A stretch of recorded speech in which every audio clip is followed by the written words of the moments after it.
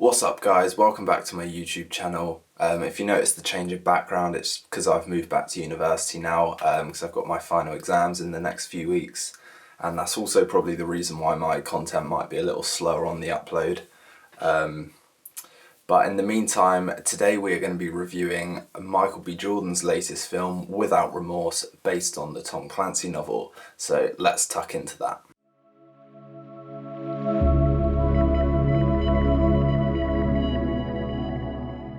Now, with a cast and crew as reputable as this film has, we've got Stefano Sollima directing, and this guy directed Sicario, Soldado, Italian series Gomorrah. He directed the Italian gangster film Suburra, which both were great.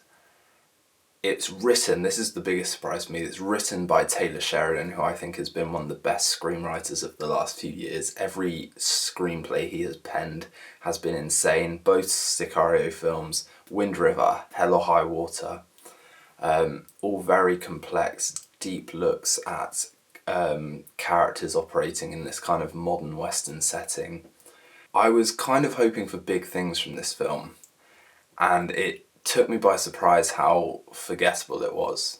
You kind of get the sense that it's this generic man wants revenge for the murder of his wife political conspiracy that just looks a bit shallow, and that's really what it is. That there's no real twists and turns in this film. You know, the corrupt agency and corrupt officials you can see coming from miles away. Now, this film is really well shot and really well edited. You know, it comes in at a tight hour, 40-minute runtime, which is very fast paced. The film feels very slick, but also in the middle of that, with an actor as capable as Michael B. Jordan, you wish there was more, because he shows so many powerful moments of this kind of pent-up rage and trauma that we never fully get to explore in this film because of the pace at which it cuts along.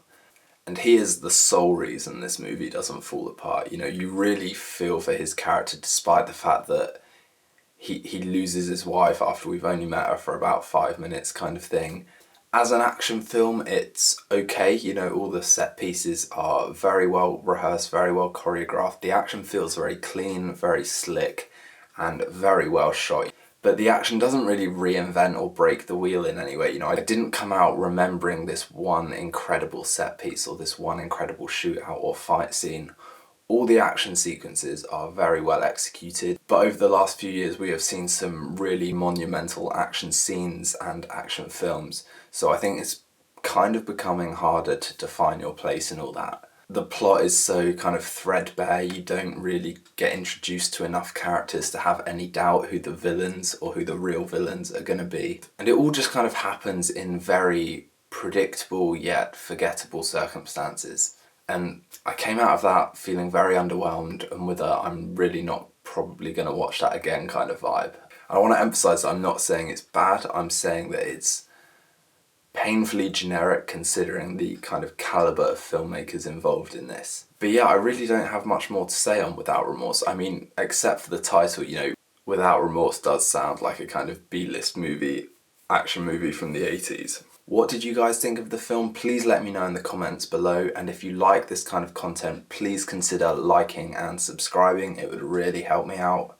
And also follow me on Instagram. I kind of update that a bit more regularly with reviews of things that I don't get around to filming and just kind of leave a little, you know, paragraph on. I would also be immensely grateful if you guys could check out some of the short films that I've been making. You know, my focus has really been on making my own stuff for the last couple of months. But other than that, thanks for tuning in. I will be back with more reviews very soon. All the best and thanks for watching.